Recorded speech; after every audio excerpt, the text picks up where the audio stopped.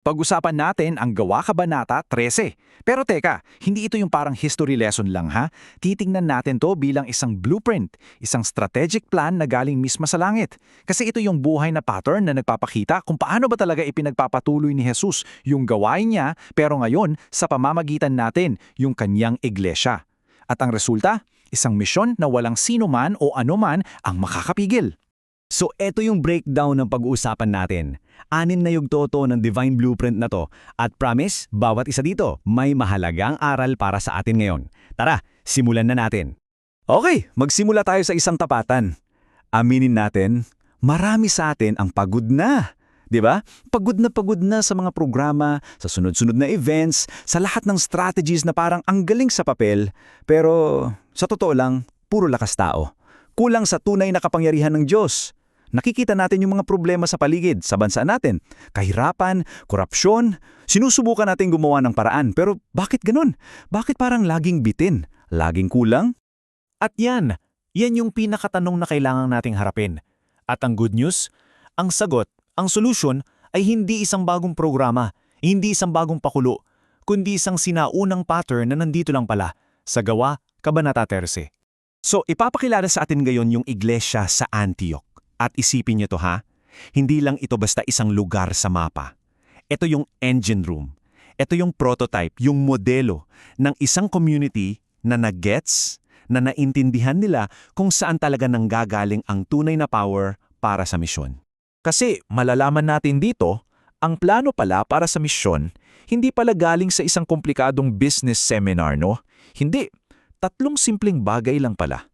3 pundasyon ng, total dependence sa Holy Spirit. So hindi ito tungkol sa kung anong bago o kung anong patok na programa. Tungkol to sa simpleng pag-asa sa Kanya. Ganun kasimple, pero grabe, ganun kalalim. At ito, pansinin niyo to ha, yung utos, yung direksyon mula sa langit, hindi yan bumaba sa gitna ng isang planning meeting o leadership conference. Saan dumating? Dumating ito habang sila'y nakaluhod sa isang posisyon ng pagsamba, ng pagpapakumbaba, ng total surrender. So ang misyon, hindi yan isinilang sa boardroom, isinilang yan sa prayer room. Wow! Okay, so ngayon, tingnan natin in action tong blueprint na to. Kasi dito, agad silang isinalang sa apoy. Agad nasubok yung misyon na ito na pinangungunahan ng Espiritu. At paano? Sa pamamagitan ng direktang pagharap sa kadiliman at matapang na pagpapahayag ng katotohanan. Grabe, sa unang-unang step pa lang ng misyon nila, boom! Agad silang hirap sa isang matinding spiritual warfare dun sa isla ng Cyprus. So hindi to parang vacation trip ha, ito ay isang biglaan, matinding pagsubok sa kanilang pananampalataya at sa kapangyarihang daladala nila. Pakinggan nyo ang bigat ng mga salitang yan. Grabe, alam nyo hindi yan yabang ni Pablo ha, hindi yan galing sa kanya. Yan yung autoridad mismo ni Jesus na dumadaloy sa isang taong puno, puspos ng banal na espiritu. Kitang-kita natin, si Kristo mismo ang nagpapatuloy ng kanyang ministeryo. Kinagapi ang kadiliman, pero ngayon, ang ginagamit niyang kamay at bibig ay sina Pablo at Bernabe. Napakagaling ng pagkakalatag dito, no? Ikinwento ni Pablo yung buong history ng pagliligtas ng Diyos. At bakit? Para ipakita sa kanila na, hoy, si Jesus, hindi siya random na character lang sa history. Hindi. Siya yung katuparan, siya yung sentro, siya yung pinakahintay na sagot sa lahat ng pangako ng Diyos mula pa noon. At dito na, ito yung climax, yung pinaka-punchline ng lahat. Ang tunay na kalayaan, ang tunay na kapatawaran, hindi pala yan makukuha sa relihiyon o sa pagsunod sa isang listahan ng mga rules. Saan? Sa pananampalataya lang kay Jesus. Period. At yan yung mensahe na bumago ng lahat noon at yan pa rin ang mensaheng bumabago ng lahat ngayon. Okay, dito tayo ngayon, papasok sa isang napaka-critical na turning point ng misyon. Kasi dito, mapapakita sa atin kung paano kumikilos ang Diyos, kung paano niya ginagamit yung parang failure, yung parang kabiguan, para mas isulong pa yung layunin niya. Galing, no? Ang talino talaga ng Holy Spirit, grabe. Yung akala ng tao ay isang malaking kabiguan yung mismong mga kababayan nila ang tumanggi sa kanila, yun pala ang ginamit ng Espiritu para buksan ang isa sa pinakamalaking pinto sa history ng misyon. So, Isipin mo to sa buhay mo ha.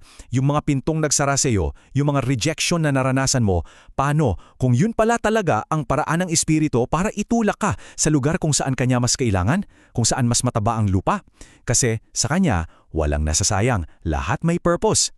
Dahil sa ganitong kwento, kailangan talaga nating i-redefine, baguhin yung definition natin ng success. Kasi sa Kingdom of God, ang tagumpay ay hindi pala yung walang persecution o yung ang dami-daming tao. Hindi. Ang tunay na tagumpay pala ay yung paglaganap ng salita ng Diyos kahit ano pa ang humarang, kahit ano pa ang pagsubot. Tingnan niya yung paradox dito. Pinalayas sila, pero kumalat ang salita. Inusig sila, pero yung mga naiwan, napuno ng kagalakan at ng Holy Spirit. Ganyan ang success sa kaharian. Isang joy na hindi kayang nakawin ng kahit anong sitwasyon at isang kapangyarihan na lalo pang lumalakas sa gitna ng apoy. Kaya naman yung hamon ng kwentong ito mula noon, tumatagos yan diretsyo sa puso natin ngayon. Ito ay isang urgent na panawagan.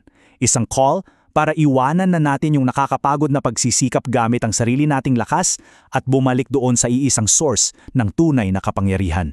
Napakalinaw ng panawagan at hindi natin pwedeng takasan. Itigil na natin yung mga bagay na halata namang hindi gumagana.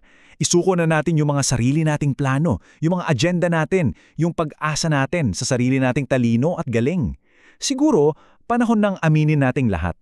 Hindi natin kaya sa sarili lang natin. At ito na, ito yung huling iiwan ko sa inyo. Isang panawagan, itayo ang inyong mga dambana ng pananalangin sa mga bahay ninyo, sa mga simbahan natin, bago tayo gumawa ng kahit anong plano, bago anumang estratehiya, unahin nating bumalik sa upper room. Kasi doon sa lugar ng pagsuko, doon sa lugar ng pakikinig, doon muling isusugo ng Espiritu ang isang henerasyon na hindi mapipigilan. At yan ang henerasyon na magiging tunay na sagot sa mga problema ng ating minamahal na bayan.